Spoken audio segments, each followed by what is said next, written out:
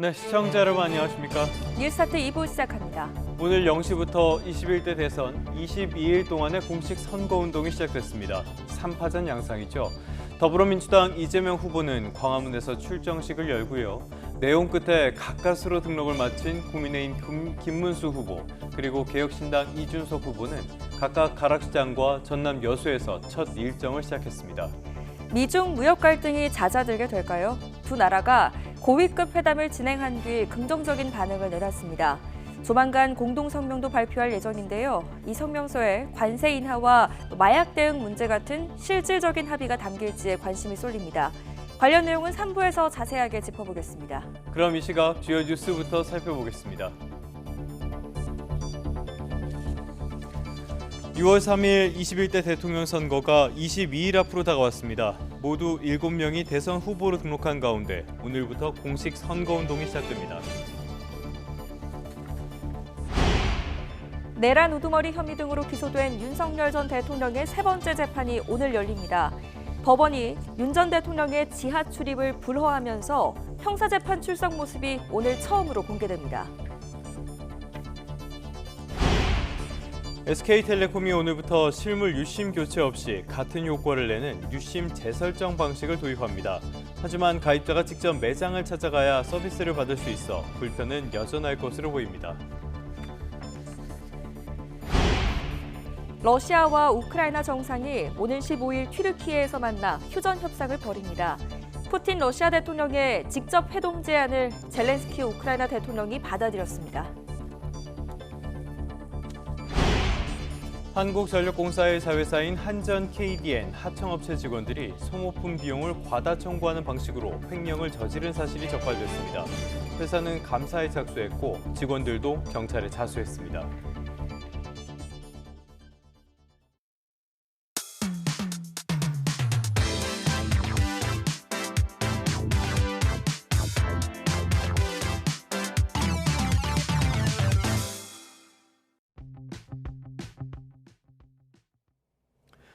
(22일) 앞으로 다가온 대선 소식부터 살펴보겠습니다. 21대 대선 대진표가 3자 구도로 확정된 가운데 후보들은 오늘부터 22일 동안 이어지는 공식 선거운동에 돌입했습니다. 더불어민주당 이재명 후보는 오전 10시 서울 광화문에서 출정식을 열 예정이고요. 국민의힘 김문수 후보와 개혁신당 이준석 후보는 새벽부터 첫 일정을 소화했습니다. 안보라 기자입니다. 민주당 이재명 후보는 오늘 오전 10시 서울 광화문 청계광장에서 첫 유세에 나섭니다. 윤석열 전 대통령 탄핵 심판 인용을 촉구하며 시민들과 함께 집회를 열었던 곳입니다. 민주당 선거대책위원회는 광화문이 빛의 혁명을 상징하는 공간이라며 이번 대선이 12.3 내란을 극복하고 나라를 회복과 성장으로 이끄는 출발점이 될 거라고 밝혔습니다. 이재명 후보는 이후 경기 성남시 판교동과 화성 동탄 신도시, 대전 등 K 이니셔티브 벨트를 찾아 반도체와 과학기술을 주제로 유세를 이어갈 예정입니다. 후보 교체 위기를 딛고 당 대선 후보로 등록된 국민의힘 김문수 후보는 첫 선거운동 장소로 도매시장을 선택했습니다. 새벽 5시부터 서울 송파구 가락시장을 방문해 민생 문제 해결 의지를 강조했습니다. 이후엔 국립대전현충원에서 참배한 뒤 전통적 보수 강세 지역인 대구 서문시장에서 지지층 결집에 나섭니다. 앞서 지난 6일 김 후보는 대구 경북 지역을 순회하다 당 지도부와 단일화를 둘러싼 갈등이 빚어지자 일정을 중단하고 상경했습니다. 개혁신당 이준석 후보는 새벽 0시부터 전남 여수 국가산업단지에서 첫 일정을 시작했습니다. 이준석 후보는 24시간 쉬지 않고 국가 발전을 고민하는 대통령이 되겠다면서 압도적인 새로움으로 기존 정치를 바꾸겠다고 강조했습니다. 이후 이준석 후보는 국회 기자회견에서 대선 각오를 밝힌 뒤 저녁 7시에는 서울 광화문 청계광장에서 첫 집중 유세를 펼칠 예정입니다. YTN 안보라입니다. 대혼란 끝에 국민의힘 김문수 대선 후보가 중앙선관위에 정식 등록을 마쳤습니다. 기호 2번을 달고 본격적인 선거운동에 돌입하게 됐습니다. 단일화를 둘러싼 당 내용을 의식해서인지 김 후보는 광폭의 연대 그리고 원팀을 거듭 강조했습니다. 김다영 기자입니다. 국민의힘 김문수 대선 후보가 큰 절을 올리자 의원들은 기립박수로 화답합니다. 후보 자리가 위태롭던 이틀 전과 달리 이젠 중앙선거관리위원회에 공식 등록된 후보 자격으로 의원총회에 참석한 겁니다. 대한민국을 위해서 그리고 국민 행복을 위해서 저희 큰 절을 받아주시면 감사하겠습니다. 김 후보는 본인도 넓게 품지 못했다며 경선 과정에서 상처도 있었지만 이제 하나가 되자고 거듭 강조했습니다. 한덕수 전 총리와의 후보 단일화 시도 과정에서 불거진 내홍을 수습하려는 의도로 풀이됩니다. 과거의 상처를 서로 보듬고 화합하여 미래를 향해 함께 나아가야 할 때입니다. 오늘부터 우리는 원팀입니다. 김 후보가 당내 갈등 봉합을 첫 과제로 삼은 모습인데 선관위 후보 등록을 마치자마자 한 전 총리를 만난 것도 비슷한 맥락입니다. 김 후보는 한 전 총리를 거듭 추켜 세우며 선대위원장 자리까지 제안했지만 한 전 총리는 할 수 있는 일을 하겠다며 즉답을 피했습니다. 실무적으로 어떤 그런 게 적절한지는 조금 좀 논의를 하게 하는 게 좋겠습니다.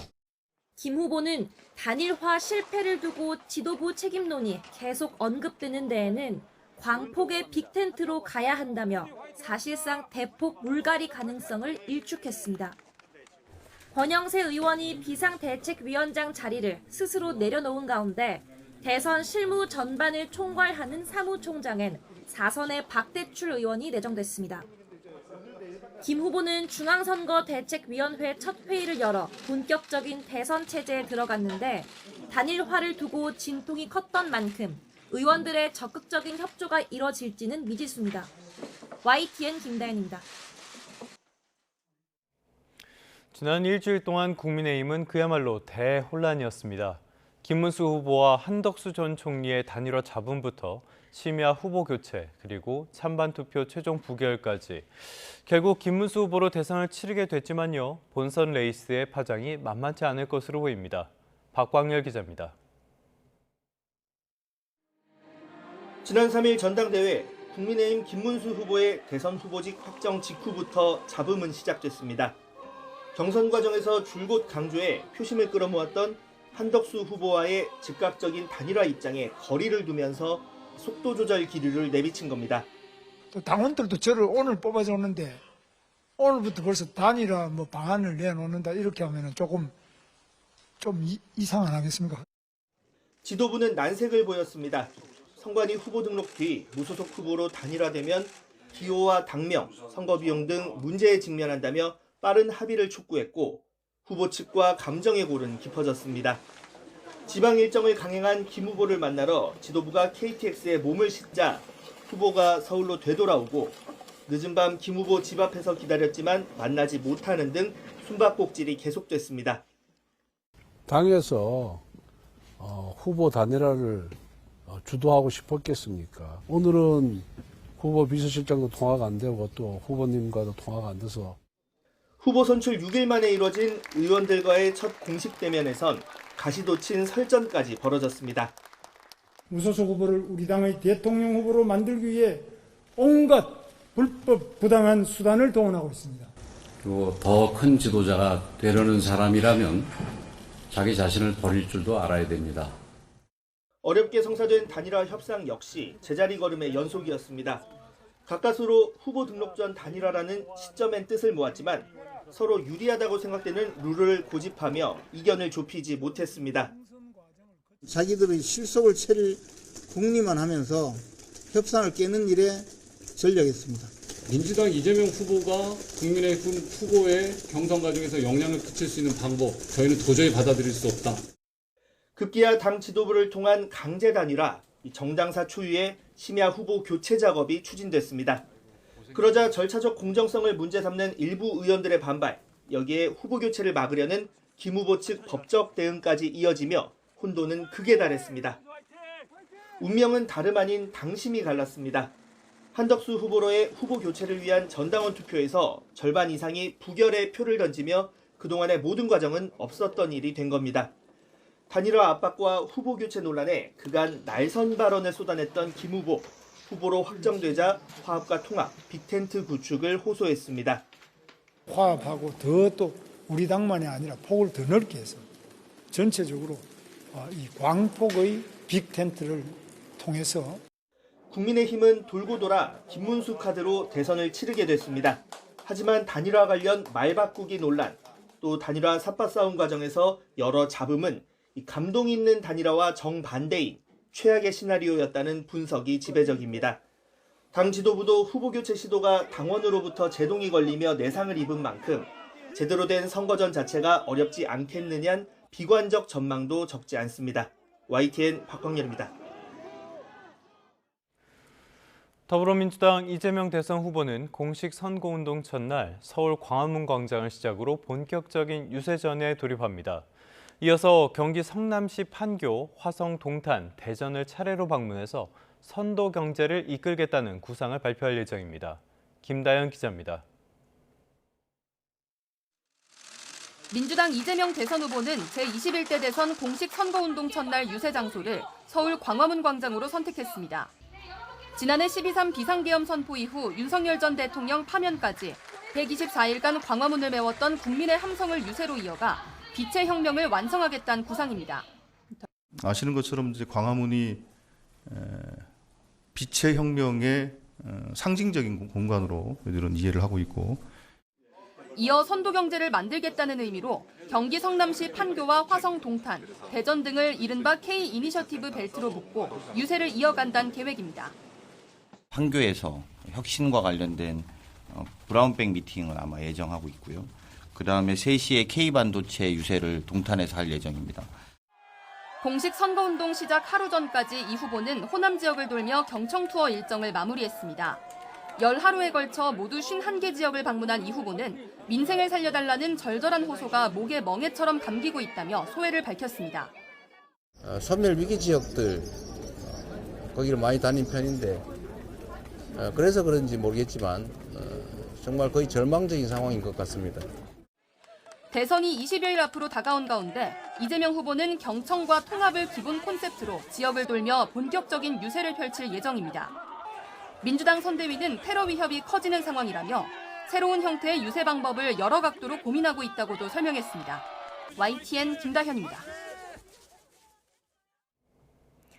윤석열 전 대통령의 형사재판 출석 모습이 오늘 처음으로 공개됩니다. 이른바 포토라인에 서서 질문을 받거나 또 자신의 입장을 밝힐지 주목됩니다. 김영수 기자입니다. 파면 일주일 뒤 지지자들 환호를 받으며 사저로 돌아온 윤석열 전 대통령.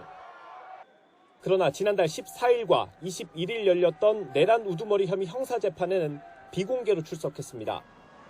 지하주차장 이용을 허가해달라는 경호처의 요청을 법원이 받아들이면서 취재진 접근이 불가능했던 겁니다. 앞선 두 차례 공판처럼 3차 공판 때도 지하 출입 요청이 있었지만 법원이 이번에는 받아들이지 않았습니다. 이에 따라 윤 전 대통령이 차에서 내려 법원 청사로 걸어가는 모습이 처음으로 공개됩니다. 주요 피고인 취재를 위해 언론사들이 설치한 포토라인을 따라 법정으로 들어가게 되는 건데 윤 전 대통령이 취재진 질문을 받을지 관심입니다. 지하주차장을 이용할 수 없게 되면서 자연스럽게 법원으로 들어가는 모습은 언론사 카메라에 잡히게 됐지만 경호상의 이유로 주변 접근이 제한될 수 있습니다. 윤 전 대통령은 지난해 12월 3일 계엄을 선포한 이후 수차례 담화와 영상 메시지를 공개하면서도 공수처에 체포돼 호송됐을 때나 탄핵 심판 변론을 위해 헌재를 오갈 때도 취재진과 대면하지 않았습니다. 윤 전 대통령이 직접 메시지를 낸다면 계엄 선포와 내란 혐의 사건에 더해 대선 정국에 대해 언급할 가능성이 거론됩니다. 내란 우두머리 혐의 3차 공판에선 박정환 특전사령부 참모장과 오상배 수방사령관 부관에 대한 증인 신문이 예정돼 있는데 계엄 당시 군 지휘부에 내려졌던 지시사항을 두고 공방이 벌어질 걸로 보입니다. YTN 김영수입니다. 검찰이 정치브로커 명태균 씨를 고리로 한 공천 개입 혐의와 관련해 김건희 여사에게 소환 조사를 받으라고 통보한 것으로 전해졌습니다. 여러 차례 구두 요청에도 묵묵부답으로 일관하자 출석을 공식 요구하고 나선 건데 김 여사가 과연 소환에 응할지 관심입니다. 부장원 기자입니다. 명태균 씨를 고리로 한 공천 개입 의혹을 수사하는 서울중앙지검 전담수사팀이 최근 김건희 여사 측에 출석 요구서를 보낸 것으로 파악됐습니다. 지난 2022년 대선 과정에서 명 씨로부터 여론조사를 무상으로 받고 김영선 전 의원 공천에 개입한 혐의의 피의자 신분으로 검찰청사로 직접 출석해 조사받으라고 공식 통보한 것으로 알려졌습니다. 앞서 수사팀은 지난 2월 창원지검으로부터 명 씨 사건을 넘겨받은 직후 김 여사 측에 여러 차례에 걸쳐 대면 조사가 필요하다고 요청해왔습니다. 하지만 김 여사 측이 별다른 응답을 내놓지 않으면서 일정 조율은 이뤄지지 못했습니다. 여기다 조기 대선 국면이 본격화하며 선거 전 소환이 어려워진 것 아니냐는 관측도 나왔는데 검찰은 이미 충분한 진술과 물적 증거를 수집한 만큼 의혹의 정점인 김 여사에 대한 조사를 더는 미룰 수 없다고 판단한 거로 보입니다. 만약 김 여사가 소환에 응한다면 처음으로 검찰청사에 나와 조사를 받게 됩니다. 검찰은 지난해 7월 명품백 수수 의혹과 도이치모터스 주가 조작 의혹과 관련해 김 여사를 대면 조사한 뒤 불기소 처분했습니다. 당시 경호상 이유 등을 명목으로 검찰청사가 아닌 제3의 장소에서 비공개 출장 조사를 벌여 특혜조사, 황제조사 논란이 불거졌는데 대통령이 파면되며 김 여사도 공적인 지위를 잃은 만큼 출석을 피할 명분은 사라졌습니다. 다만 김 여사가 검찰 출석 요구에 불응할 가능성은 남아있습니다. 검찰은 정당한 사유 없이 계속 거부하면 강제 조사에 나서는 방안도 검토할 것으로 보입니다. 또 김 여사 조사가 이뤄지면 윤 전 대통령의 직접 개입 여부로 검찰 수사가 확대될 전망입니다. YTN 부장원입니다. 공천을 미끼로 억대 금품을 수수한 혐의를 받는 건진법사 전성배 씨의 두 번째 재판이 오늘 열립니다. 서울 남부지방법원은 오늘 오전 정치자금법 위반 혐의로 기소된 전 씨의 두 번째 공판기일을 진행합니다. 전 씨는 2018년 지방선거 당시 경북 영천시장 자유한국당 후보 경선에 출마한 예비 후보에게 공천을 받게 해주겠다며 현금 1억여 원을 받은 혐의로 재판에 넘겨졌습니다. 이런 가운데 검찰은 전직 통일교 고위 간부가 전 씨를 통해 김건희 여사에게 수천만 원짜리 다이아몬드 목걸이 등을 전달했다는 의혹 등을 수사하고 있습니다. 공직선거법 위반 혐의로 1심에서 벌금 150만 원을 선고받은 더불어민주당 이재명 대선 후보의 배우자 김혜경 씨에 대한 2심 선고가 오늘 나옵니다. 수원고등법원은 오늘 오후 2시 김 씨의 공직선거법 위반 혐의 항소심 선고기일을 진행합니다. 지난달에 열린 결심 공판에서 검찰은 김 씨에게 벌금 300만 원을 선고해달라고 재판부에 요청했습니다. 김 씨는 2021년 8월 대선 경선을 앞두고 민주당 전현직 의원 배우자 등 6명과 모임을 하면서 10만 4천 원 상당의 식사를 제공한 혐의로 기소됐습니다. 다음 사이 사건 사고 소식입니다. 간밤 전국 곳곳에서는 화재가 잇따랐습니다. 대전에선 연인을 살해했다며 자수한 20대 남성이 경찰에 붙잡혔습니다. 황보이경 기자입니다. 시뻘건 화염이 목조로 된 사찰을 뒤덮었습니다. 어제 오후 3시 40분쯤 전남 여수 영취산에 있는 흥국사의 암자 도소람에서 불이 났습니다. 불은 3시간 반 만에 꺼졌지만 법당과 스님 생활 공간인 요사체 등 3동이 불에 탔습니다. 어제 저녁 8시쯤 광주 남구 봉선동에 있는 다세대 주택에서도 불이 나 주민들이 급히 대피했습니다. 이 과정에서 주민 4명이 연기를 들이마셔 병원으로 옮겨졌습니다. 비슷한 시각 경기 의정부시 아파트에서도 보조 배터리 폭발로 추정되는 불이 나 주민 100여 명이 대피했습니다. 대전에서는 연인 관계 여성을 살해한 혐의를 받는 20대 남성 A씨가 경찰에 긴급 체포됐습니다. A씨는 112에 사람을 죽였다고 자수한 뒤 극단 선택을 시도했다가 신고를 받고 출동한 경찰에 의해 병원으로 옮겨졌습니다. 경찰은 A씨 자택에서 이미 부패가 진행 중인 40대 여성 시신을 발견해 국과수에 부검을 의뢰했습니다. 경찰은 A씨 상태가 호전되는 대로 정확한 범행 경위를 파악할 예정입니다. 부산에서는 광안대교에서 고공농성을 벌였던 형제복지원 피해자가 시위 8시간 만에 구조됐습니다. 피해자는 형제복지원 사건에서 지자체의 책임을 인정한 2심 판결에 불복해 정부와 부산시가 상고하자 항의 농성에 나선 거로 파악됐습니다. YTN 황보혜경입니다.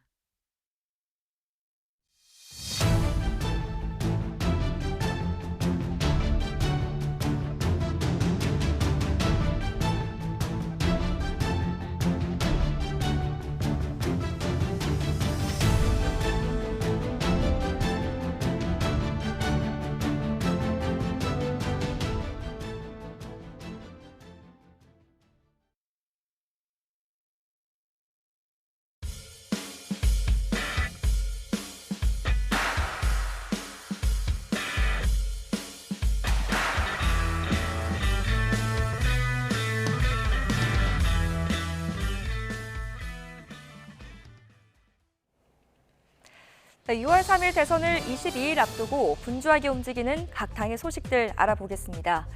어제로 대선 후보 등록이 마무리가 됐고요. 오늘부터 공식 선거운동이 시작됩니다.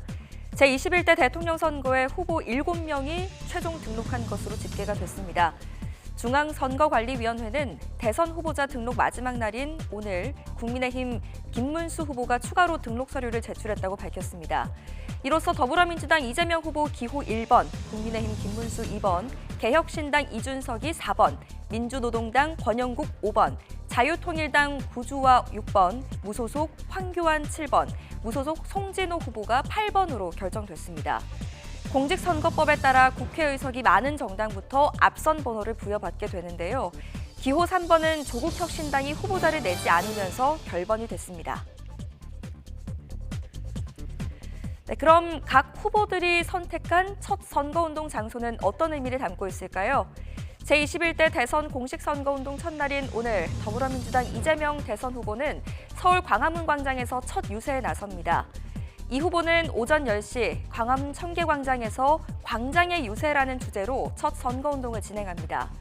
선대위는 광화문이 빛의 혁명의 상징적인 공간이라며 이번 대선이 내란을 극복하고 대한민국을 회복과 성장으로 세우는 출발의 의미가 있다고 강조했습니다.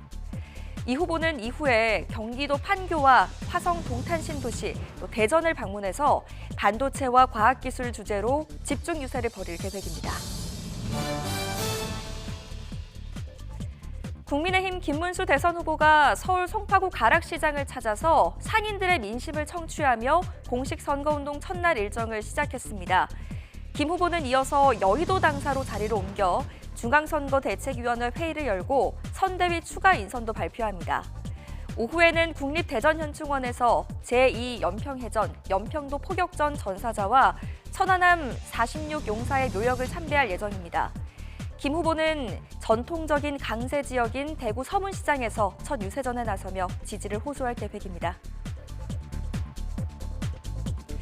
개혁신당 이준석 대선 후보는 전남 여수 국가산업단지에서 공식 선거운동 첫 일정을 시작했습니다.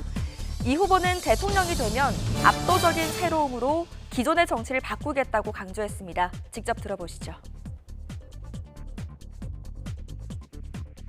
이준석 정부가 출범하게 되면 대한민국의 정치는 과거에 네가 잘났다 내가 잘났다 이런 이야기가 아니라 미래를 향한 뜻이 모여서 진짜 생산성 있는 고민을 하는 그런 것으로 바꿔내겠다라는 것이 저희가 제시한 압도적 새로움입니다.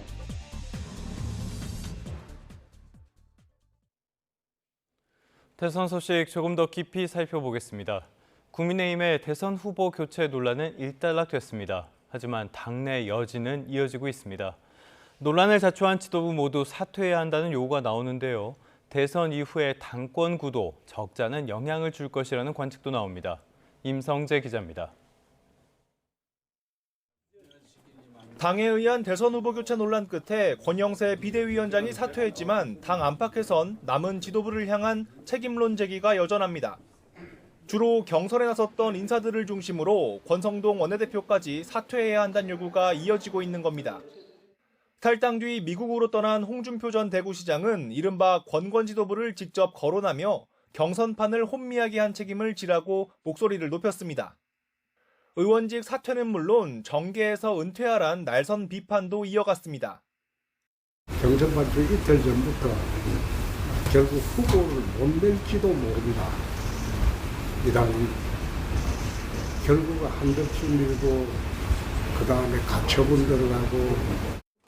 한동훈 전 대표도 친윤 쿠데타란 표현까지 써가며 지도부 공개 저격에 나섰습니다. 후보 교체 쿠데타가 실패했다는 이유로 그냥 퉁치고 넘어갈 순 없다는 취지인데 다른 한편으론 당원 가입을 독려하며 함께 친윤 구태 정치를 청산하자고 강조했습니다.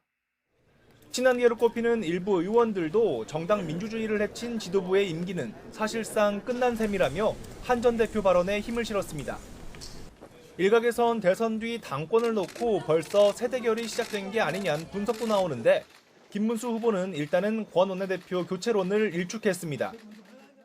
선거 기간 동안 전 의원님들이 선거운동에 전력을 다해 매진할 수 있도록 원내대표께서 역할을 해달라라는 취지의 말씀을 하셨습니다. 이런 가운데 윤석열 전 대통령은 경선 과정에서 진통이 있었지만 이제는 단결해야 할 때란 메시지를 SNS에 올렸습니다. 이에 당 일각에서도 빨리 출당시키거나 정리해야 한다는 날선 반응들이 나왔는데 향후 친윤계 당 주류와의 주도권 다툼 양상이 더 심화할 수 있다는 관측입니다. 민주당은 배후에서 조정했던 한덕수의 난이 실패하자 직접 날뛰고 있다며 사법부는 윤 전 대통령을 즉각 다시 구속하라고 촉구했습니다. YTN 임성재입니다. 한덕수 전 총리의 대권 도전은 당원들의 반대표로 끝내 실패했습니다. 총리 출신 정치인들이 대권 도전에 성공한 적 지금까지 한 번도 없죠. 한 전 총리도 여기에 이름을 올리게 됐습니다. 이승배 기자입니다. 국민의힘 입당을 마친 한덕수 전 총리는 전 당원 투표 결과 대선 후보 교체 안건이 부결되자 국민과 당의 뜻을 겸허히 수용하겠다고 밝혔습니다. 대선 출마 결정 전후 제게 보내주신 응원과 질책을 무겁게 받아들입니다. 모든 것을 겸허하게 수용하고 승복하겠습니다. 한 전 총리를 포함해 지금까지 대통령 선거에 도전하거나 유력 대선 주자로 꼽혔던 총리들은 많았지만 하나같이 결과는 좋지 않았습니다. 과거 김종필 전 총리는 충청권의 맹주로 불렸지만 13대 대선에서 낙선했고 15대 대선에선 DJP 연합을 구축하며 김대중 전 대통령에게 자리를 내어줬습니다. 대통령 빼고 다 해본 사람으로 불리는 이회창 전 총리도 빼놓을 수 없습니다. 세 차례 대선 레이스 완주에도 매번 고배를 마셨는데 1997년 대선 땐 김대중, 김종필의 DJP 연합이 2002년에는 기득 세력이라는 이미지가 걸림돌이었다는 평가입니다. 국가 대혁신으로 정권 교체를 이루고 새로운 나라다운 나라를 만들기 위해서 우리가 대통합과 화해로 간다. 박근혜 전 대통령 탄핵 정국에서 대통령 권한대행을 맡은 황교안 전 총리도 대선 불출마를 선언했는데 여기엔 국정농단을 막지 못했다는 책임론도 한몫했습니다. 국정 안정과 공정한 대선 관리를 위해서 제가 대선에 출마하는 것은 적절하지 않다고 판단하였습니다. 여기에 보수와 진보 정권을 넘나들었던 베테랑 관료 출신, 비상계엄 사태로 탄핵된 윤석열 정부의 총리란 엇갈린 평가를 받았던 한덕수 전 총리.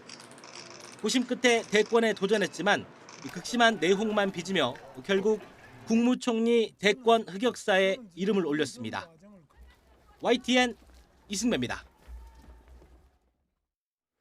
자, 이렇게 김문수 후보가 국민의힘 대선 후보로 확정이 됐죠. 확정이 되자마자 민주당은 거센 공세에 나섰습니다. 이재명 후보는 헌정 파괴에 동조한 행위부터 사과하라고 직격탄을 날렸고요. 당 차원에선 이른바 김문수 망언집도 공개했습니다. 홍민기 기자입니다. 공식 선거운동 돌입 하루 전 전남에서 막바지 경청 투어 일정을 소화한 민주당 이재명 대선 후보. 취재진과 만나 국민의힘 김문수 후보의 본선 진출을 축하한다면서도 날선 발언을 이어갔습니다. 내란 동조 세력 국민의힘에 내란을 비호하는 후보 이렇게 해가지고 어떻게 국민의 선택을 받겠다고 할 수 있겠습니까? 민주당도 김 후보의 본선 확정 하루 만에 기다렸다는 듯 파상 공세를 시작했습니다. 김민석 상임 공동선대위원장은 김 후보에게 윤석열 전 대통령 그리고 전광훈 사랑제일교회 목사와의 관계를 공개 질의하며 압박했고 전광훈 목사의 자유통일당과 연대하여 극우 빅텐트를 결성하고 나아가 통합신당을 만드는 것이 자연스러워 보이는데 선대위 공식 논평을 통해선 김 후보를 윤 전 대통령과 전 목사를 합친 혼종이라고 비난했습니다. 김 후보가 윤 전 대통령 탄핵에 반대하고 노동부 장관 당시 비상계엄 사태의 사과를 거부한 점을 상기시키며 내란 세력 대 헌정 세력의 선거 구도를 각인시키기 위한 의도로 풀이됩니다. 민주당은 과거 논란이 된 김 후보의 발언을 묶은 이른바 김문수 망언집도 공개했습니다. 지난 2011년 춘향전을 거론하며 성희롱성 발언을 한 것과 동성애 비하 발언 등 33건이 포함됐는데 이런 후보에게 나라를 맡길 수 있겠느냐고 반문했습니다. 이런 품성의 소유자가 대통령이 된다면 현재 대한민국의 상식, 가치, 그리고 국제적인 위상은 돌이킬 수 없이 추락하게 될 것입니다. 이에 국민의힘은 민주당이 망원 프레임을 씌워 정치 공세에 나섰다고 맞받았습니다. 망원집을 내밀기 전에 이 후보의 막말과 살인범 변호 전력부터 돌아보라며 국민이 알고 싶은 건 이 후보의 과거라고 지적했습니다. YTN 홍민기입니다. 이번에는 경제 뉴스 살펴보겠습니다. SK텔레콤 보안사고 여파가 좀처럼 가라앉지 않고 있습니다. SK텔레콤은 유심을 교체하지 않고 식별 정보를 바꾸는 것만으로 피해를 막을 수 있는 유심 재설정 솔루션을 오늘부터 도입합니다. 다만 매장을 직접 찾아가야만 서비스를 받을 수 있어서 결국 교체 순번을 기다려야 하는 건 매한가지라는 지적이 나옵니다. 박기환 기자입니다. SK텔레콤이 도입하는 유심 재설정은 기존 유심의 식별 정보를 새 걸로 바꾸는 것만으로 교체와 같은 효과를 낼 수 있습니다. 복제 유심으로 인한 피해를 예방하는 동시에 교체할 때의 불편도 적다는 게 가장 큰 장점입니다. 주소록이라든지 인증서 백업이고요. 더 불편한 거는 뭐였냐면 금융기관 인증을 하나씩 다 다시 받는 거였습니다. 이런 인증 절차 없이 진행이 되는 걸로 일단 나왔습니다. 문제는 유심 교체 예약 순서가 돌아온 가입자만 키월드 매장에 직접 가서 재설정을 받을 수 있다는 겁니다. 당장 피해를 우려하며 순서만 기다리는 722만 명의 가입자에게 달라질 건 없다는 이야기입니다. 유심 교체 속도도 더디기만 합니다. SKT 망을 쓰는 가입자 2,500만 명 가운데 지금까지 유심 교체를 받은 건 고작 143만 명. 그나마 새 유심 1,077만 개가 다음 달까지 순차 공급된다는 건 희소식입니다. 한편 최태원 회장이 직접 발표한 재발 방지 대책은 윤곽이 드러났습니다. SK그룹 계열사들의 보안 체계를 뜯어볼 정보보호혁신위원회가 구성 작업에 들어갔고 SKT의 고객신뢰회복위원회도 조만간 모습을 드러낼 예정입니다. 저희가 준비한 이런 내용이라든가 이게 고객분들이 어떻게 받아들여질지, 고객분들이 어떤 것을 더 원하는지 하는 부분들을 이제 종합적으로 같이 좀 논의를 하는 그런 기구가 될 거고요. 한 1, 2주 정도면은 구성이 되지 않을까 싶고요. SKT에 이어 알바몬에서도 회원 개인정보가 유출되면서 정부는 국내 기업 6천여 곳에 사이버 위협 주의령을 내렸습니다. 특히 대통령 선거를 앞두고 정치적 혼란을 이용한 사이버 공격이 예상된다며 보안 태세 강화를 주문했습니다. YTN 박단입니다.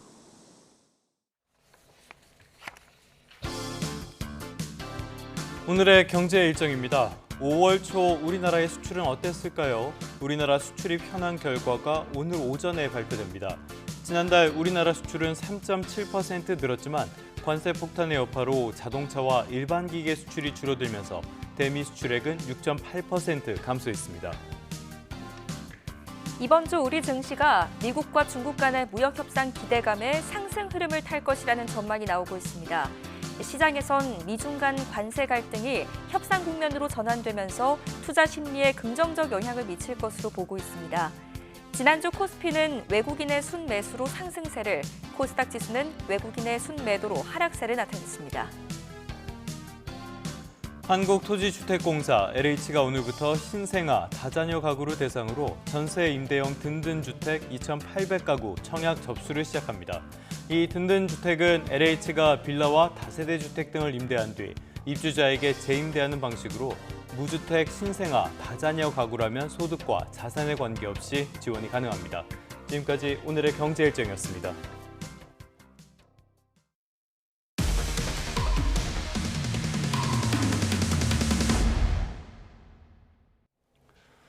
한국전력공사의 자회사인 한전 KDN의 하청업체 직원들이 소모품 비용을 과다 청구하는 방식으로 여러 해 동안 횡령을 저지른 사실이 뒤늦게 알려졌습니다. 한전과 한전 KDN 측은 자체 감사에 착수했고 횡령 혐의를 받는 하청업체 직원들은 경찰에 자수한 것으로 파악됐습니다. 김기수 기자가 단독 취재했습니다. 한국전력공사의 자회사인 한전 KDN의 한 하청업체입니다. 이 업체는 한국전력공사 충북본부와 한전 KDN 충북 사무실의 프린터 등 전산 소모품을 관리해주는 역할을 맡고 있습니다. 그런데 이 업체 직원 2명이 프린터 토너 비용을 과다 청구하는 방식으로 업무상 횡령을 저지른 것으로 한전 자체 점검 결과에서 드러났습니다. 횡령사실은 한 전 본사가 지역별 소모품 집행 실적을 점검하던 중 이상 징후를 발견했고 관련 내용을 전달받은 한 전 충북본부에서 자체 점검을 통해 횡령 사실을 확인했습니다. 익명을 요구한 제보자는 YTN에 이들이 저지른 횡령이 5년 동안 이어졌고 금액은 수억 원에 이를 것이라고 주장했습니다. 한전과 한전 KDN은 횡령 정황이 확인되자 자체 감사에 착수했고 해당 하청업체와의 거래도 전면 중단했습니다. 한전 측은 감사를 통해 정확한 피해 기간과 금액 등을 확인하는 한편 내부 관리 시스템에 문제가 없었는지도 점검 중이라고 설명했습니다. 횡령 혐의를 받는 이들은 각 기관에서 감사가 시작되자 최근 경찰에 자수한 것으로 확인됐습니다. 취재진은 이들의 입장을 듣기 위해 하청업체 관계자에게 수차례 연락을 시도했지만 답변을 들을 수 없었습니다. 하청업체 측도 이 사건과 관련해 아무런 이야기도 할 수 없다는 입장. 횡령 혐의자들이 자수한 내용을 토대로 수사를 벌인 경찰은 이들을 특정경제가중처벌법상 사기 혐의로 입건했습니다. 경찰은 한전 충북본부를 피해자로 불러 조사한 뒤 정확한 피해 사실과 규모 등을 파악할 방침입니다. YTN 김기수입니다. 오늘은 강한 볕이 내리쬐면서 낮 동안 초여름처럼 덥겠습니다. 다만 일교차가 무척 커서 아침에는 쌀쌀한데요. 출근길에는 가벼운 외투 꼭 챙기셔야겠습니다. 교통 안전도 신경 쓰셔야겠습니다. 오늘 출근길에는 대부분 지역에서 안개가 짙게 끼겠습니다. 현재 가시거리를 살펴보면 지도에 노랗게 표시된 지역은 1km 안팎이고요. 붉은 지역은 200m 앞도 내다보기가 힘듭니다. 평소보다 천천히 이동하셔야겠습니다. 오늘은 오전까지 수도권 지역에서 공기가 탁하겠고요. 낮에는 전국에서 자외선이 강하겠습니다. 중부 서해안과 영동을 중심으로는 밤부터 바람도 강해지겠습니다. 현재 기온 보겠습니다. 서울이 9.9도, 대구가 9.6도로 출발하고 있고요. 한낮이 되면 서울 24도, 청주 25도, 대구는 26도까지 올라서 다소 덥겠습니다. 당분간 낮 동안 초여름 더위가 나타나겠고 목요일에는 중북부와 남해안, 제주도에 비가 내릴 전망입니다. 날씨였습니다.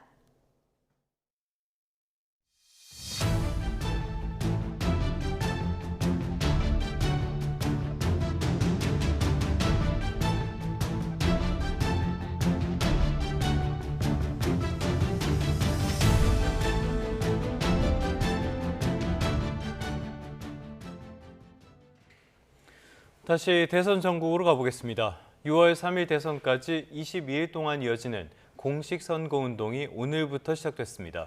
더불어민주당 이재명 후보는 오전 10시 서울 광화문에서 출정식을 열 예정이고 국민의힘 김문수 후보와 개혁신당 이준석 후보는 새벽부터 첫 일정을 소화했습니다. 안보라 기자입니다. 민주당 이재명 후보는 오늘 오전 10시 서울 광화문 청계광장에서 첫 유세에 나섭니다. 윤석열 전 대통령 탄핵 심판 인용을 촉구하며 시민들과 함께 집회를 열었던 곳입니다. 민주당 선거대책위원회는 광화문이 빛의 혁명을 상징하는 공간이라며 이번 대선이 12.3 내란을 극복하고 나라를 회복과 성장으로 이끄는 출발점이 될 거라고 밝혔습니다.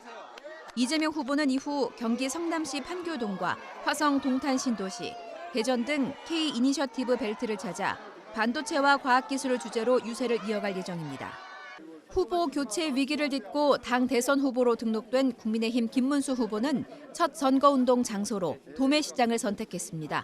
새벽 5시부터 서울 송파구 가락시장을 방문해 민생 문제 해결 의지를 강조했습니다. 이후엔 국립대전현충원에서 참배한 뒤 전통적 보수 강세 지역인 대구 서문시장에서 지지층 결집에 나섭니다. 앞서 지난 6일 김 후보는 대구 경북 지역을 순회하다 당 지도부와 단일화를 둘러싼 갈등이 빚어지자 일정을 중단하고 상경했습니다. 개혁신당 이준석 후보는 새벽 0시부터 전남 여수 국가산업단지에서 첫 일정을 시작했습니다. 이준석 후보는 24시간 쉬지 않고 국가 발전을 고민하는 대통령이 되겠다면서 압도적인 새로움으로 기존 정치를 바꾸겠다고 강조했습니다. 이후 이준석 후보는 국회 기자회견에서 대선 각오를 밝힌 뒤 저녁 7시에는 서울 광화문 청계광장에서 첫 집중 유세를 펼칠 예정입니다. YTN 안보라입니다. 국민의힘이 대선 후보를 다시 김문수 후보로 교체하면서 한덕수 전 총리의 대권 도전 8일 만에 막을 내리게 됐습니다. 그야말로 1일 후보로 끝난 한 전 총리의 대권 도전 과정을 홍선기 기자가 정리했습니다. 윤석열 전 대통령 탄핵 심판 국면에서 한덕수 당시 국무총리의 대선 도전 가능성을 높게 보는 사람은 거의 없었습니다. 한 전 총리 역시 대통령 공백 상황을 안정적으로 관리하는 것이 자신의 마지막 소임이라고 강조했습니다. 이제는 좌우는 없다고 저는 생각합니다. 오로지 우리나라가 위로, 앞으로 발전하는 것이 정말 중요한 우리의 과제다. 저는 이것이 저의 마지막 항상 소임으로 생각하고. 그러나 지난달 초 트럼프 미국 대통령과의 전화 통화에서 대선 출마 가능성을 묻는 질문에 아직 결정하지 않았다고 말하면서 변화가 감지됐습니다. 이후 한 전 총리는 주한미군 부대를 찾아 군번까지 읊어가며 자신을 예비역 대한민국 육군병장이라고 소개하는 등 대선 후보 분위기를 내면서도 출마설에는 속 시원하게 답하지 않았습니다. 대통령 출마 계획 있으십니까? 입장 분명히 밝히지 않는 이유 있으십니까? 결국 한 전 총리는 공직자 사퇴 시한과 국민의힘 대선 후보 경선이 끝날 즈음에 맞춰서 총리직을 내려놓고 공식적으로 대선 출마를 선언했습니다. 저는 우리가 직면한 위기를 극복하기 위해 제가 할 수 있는 일, 제가 해야 하는 일을 하고자 저의 직을 내려놓기로 최종 결정하였습니다. 출마 선언 뒤에는 대선 유세보다는 김문수 국민의힘 후보와의 단일화에 주력했습니다. 단일화가 되지 않으면 출마하지 않겠다고 배수진을 치기도 했지만 오히려 강한 반발을 샀습니다. 왜 다 끝난 다음에 나타나셔서 왜 당신 약속을 22번 했는데 안 지키냐 이렇게 청구서를 내미는 것은 청구서 아닙니다. 조금 문제가 아니죠. 결국 단일화 무산 뒤 당 지도부의 결단으로 심야 후보 교체가 이루어지면서 한 전 총리가 국민의힘 대선 후보로 선출되기에 이르렀습니다. 입당부터 대선 후보 선출까지 불과 몇 시간 만에, 그것도 새벽 시간에 초고속으로 진행된 겁니다. 그러나 국민의힘 당원 투표에서 후보 교체가 부결되면서 한 전 총리의 대권 도전은 1일 후보 경력과 함께 막을 내리게 됐습니다. YTN 홍선기입니다. 이번에는 국제 뉴스 살펴보겠습니다. 미중 관세 전쟁의 해법을 찾기 위한 양국 사이의 협상이 일단 긍정적인 분위기로 마무리됐습니다. 미국과 중국 측 모두 실질적인 진전을 이뤘다면서 곧 세부 사항을 발표하겠다고 밝혔습니다. 워싱턴에서 권준기 특파원입니다. 스위스 제네바에서 중국과 이틀간 무역 협상을 마친 베센트 미국 재무장관은 실질적 진전을 이뤘다고 밝혔습니다. I'm happy to report that we made substantial progress between the United States and China in these very important trade talks. 베센트 장관과 함께 협상에 참여한 그리어 미국 무역대표부 대표는 중국과의 이견이 생각보다 크지 않았다는 점을 강조했습니다. It's important to understand how quickly we were able to come to agreement, which reflects that perhaps the differences were not so large as may be thought. 중국 협상 대표인 경제실세 허리펑 국무원 부총리도 미국과 중요한 합의로 실질적 진전을 이뤘다고 말했습니다. 통상 경제 협의체를 구축해 상호 관심 분야에 대한 후속 논의를 이어가기로 했다고 설명했습니다. 특히 미중 간 경제는 상호 이익과 윈윈의 성격을 띈다며 미국과 협력의 파이를 키워나갈 것을 강조했습니다. 협상 상황을 전해들은 백악관 경제위원장은 이번 협상으로 미중 간 무역 관계가 다시 시작될 것이라고 밝혔고, 러트닉 상무장관도 관세율 인하에 대한 기대감을 내비쳤습니다. One of his objectives is to de-escalate. 145% and 125% are really, those are kind of tariffs where you're not trading with each other. So he's there to see if we can reset the conversation. 중국은 오늘 공동 성명이 발표될 것이라고 예고했고, 미국도 월요일 세부 사항을 내놓겠다고 밝혔습니다. 워싱턴에서 YTN 권준기입니다.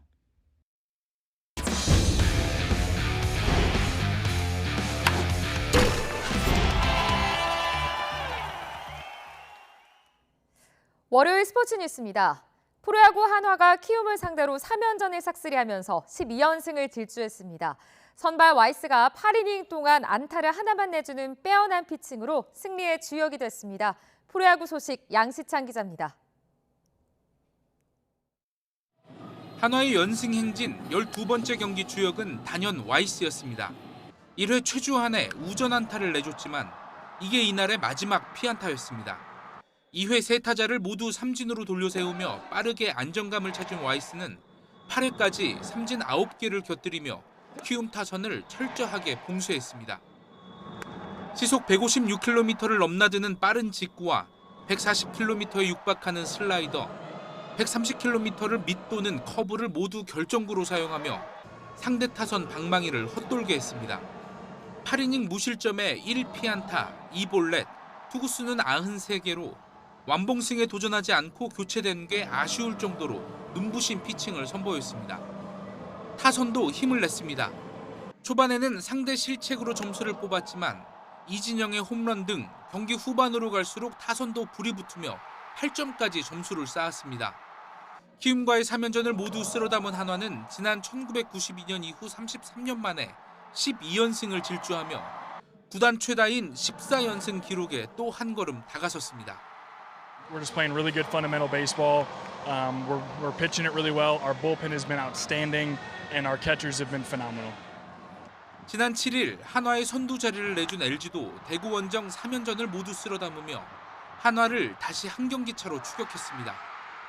승부처였던 7회 투아웃 만루에서 문성주가 주자를 모두 불러들이는 3타점 2루타를 때려 승리의 1등 공신이 됐고 삼성은 8연패 수렁에 빠졌습니다. YTN 양시창입니다. 프로야구 더블헤더가 펼쳐진 인천에서는 SSG가 기아의 2연승을 거뒀습니다. 1차전에서 기아 선발 네일을 무너뜨리고 8대4로 승리한 SSG는 김광현과 양현종의 선발 대결을 펼친 2차전도 5대1로 잡으며 기분 좋은 2연승을 거뒀습니다. 수원구장에서 펼쳐진 더블헤더는 1차전에서 롯데가 6대1로 승리한 뒤 2차전은 KT와 1대1로 무승부를 거뒀습니다. 1차전 롯데 선발 박세웅은 6과 3분의 1이닝을 4안타 1실점으로 맞고 시즌 8승째를 신고하고 다승 단독 선두로 나섰습니다. 잠실에서는 NC가 두산의 더블헤더 1, 2차전을 모두 쓸어 담고 7연승을 질주하며 리그 4위로 뛰어 올랐습니다. 다음 소식입니다. 낮과 밤의 일교차가 큰 가운데 전국 곳곳에서 화재가 잇따랐습니다. 또 대전에서는 연인을 살해했다며 자수한 20대 남성이 경찰에 붙잡혔습니다. 황보혜경 기자입니다. 시뻘건 화염 위 목조로 된 사찰을 뒤덮었습니다. 어제 오후 3시 40분쯤 전남 여수 영취산에 있는 흥국사의 암자 도소람에서 불이 났습니다. 불은 3시간 반 만에 꺼졌지만 법당과 스님 생활공간인 요사체 등 3동이 불에 탔습니다. 어제 저녁 8시쯤 광주 남구 봉선동에 있는 다세대 주택에서도 불이 나 주민들이 급히 대피했습니다. 이 과정에서 주민 4명이 연기를 들이마셔 병원으로 옮겨졌습니다. 비슷한 시각 경기 의정부시 아파트에서도 보조 배터리 폭발로 추정되는 불이 나 주민 100여 명이 대피했습니다. 대전에서는 연인관계 여성을 살해한 혐의를 받는 20대 남성 A씨가 경찰에 긴급 체포됐습니다. A씨는 112에 사람을 죽였다고 자수한 뒤 극단 선택을 시도했다가 신고를 받고 출동한 경찰에 의해 병원으로 옮겨졌습니다.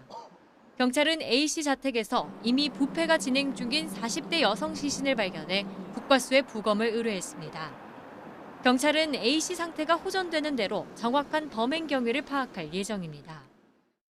부산에서는 광안대교에서 고공농성을 벌였던 형제복지원 피해자가 시위 8시간 만에 구조됐습니다.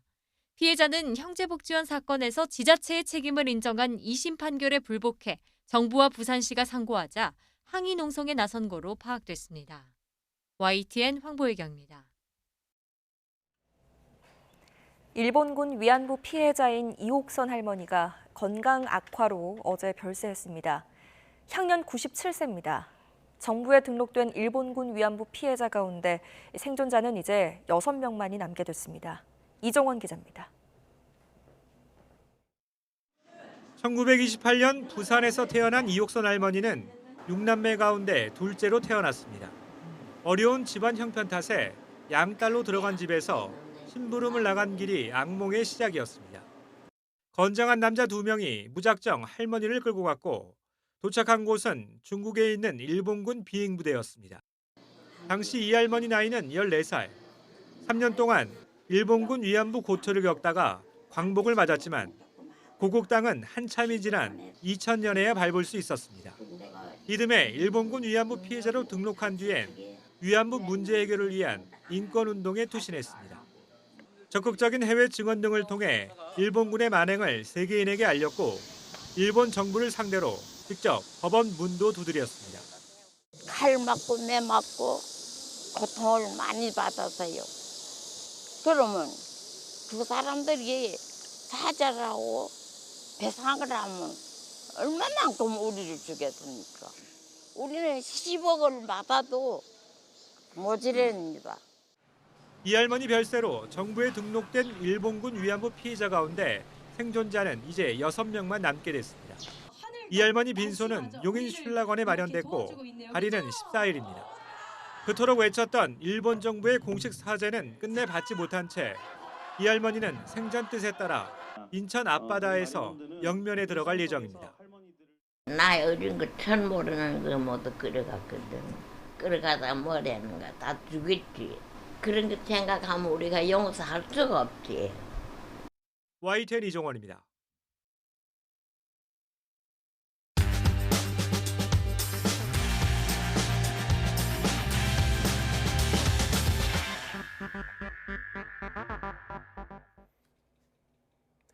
(5월 10일) 월요일 스타트 브리핑 시작합니다. 오늘부터 공식 선거운동이 시작됐죠.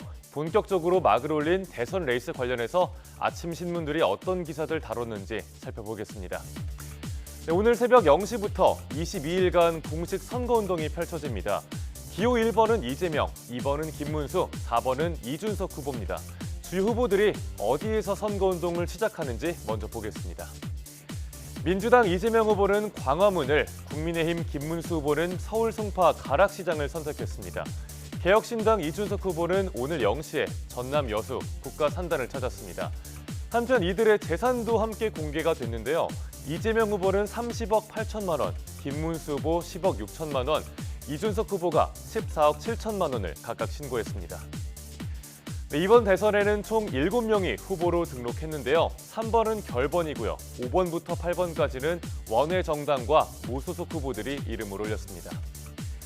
한편 이재명 후보와 김문수 후보 모두 경기지사 출신이죠. 초유의 경기지사 출신 맞대결로도 관심을 모으는 이번 대선인데 주요 일정 빠르게 짚어보겠습니다. 재외투표가 20일에 시작되고요. 29일과 30일엔 사전투표가 진행됩니다. 본투표는 6월 3일 오전 6시부터 오후 8시까지입니다. 당선되면 대통령직 인수위원회 없이 대선 이튿날인 6월 4일부터 바로 임기가 시작됩니다. 또 선거운동 이모저모도 궁금하실 텐데 주요 주의사항도 보겠습니다. 먼저 후보자들의 경우 문자 메시지는 총 8번까지만 보낼 수 있습니다. 현수막도 게시할 수 있지만 이미 게시했던 정당 현수막은 철거해야 합니다.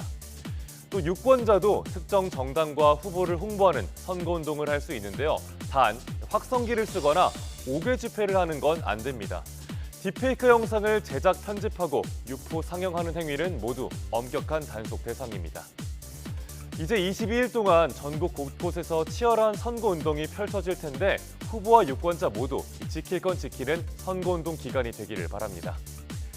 한편 중앙선관위는 오늘 오후에 대선 후보들의 10대 공약을 발표합니다. 참 먹고 살기 힘든 요즘이라 그런지 많은 공약이 경제 회복 쪽에 방점이 찍힐 걸로 보이는데요. 유권자들도 차기 대통령에게 경제 활성화를 최우선으로 바라고 있었습니다. 세계일보 여론조사 결과 유권자의 절반 이상이 차기 정부 중점 과제로 경제와 일자리를 꼽았습니다.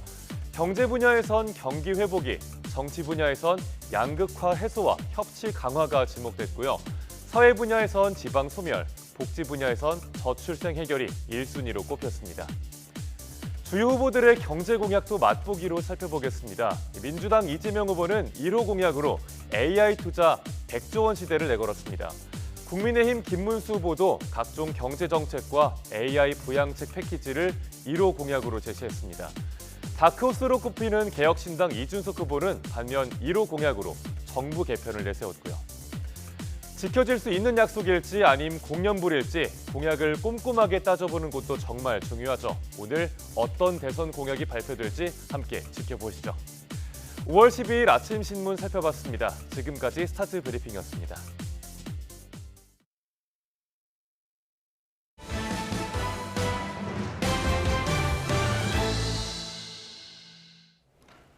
레오 14세 교황이 지난 8일 선출 이후에 꾸준히 공식 행보를 이어가고 있습니다.